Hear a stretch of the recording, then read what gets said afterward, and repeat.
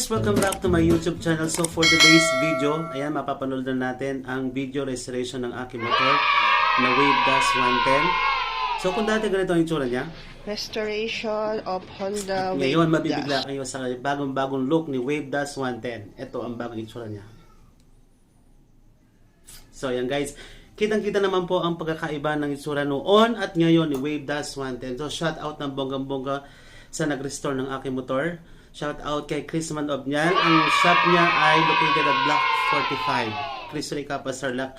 Ang shop po ay PUTHAIDOMO Thai Parts. Ayan, nagre-restore po sila ng mga old motors. So, kung gusto niyo magpa-restore ng mga old motors ninyo, punta lang po kayo sa shop nila. Ayan. And by the way guys, kung bago ka sa aking video, sa aking channel, don't forget to click the bell icon para ma-notify ka sa aking mga bagong videos na i-upload. Ayan. Don't forget to click and subscribe. So, panoorin na natin po ang video restoration.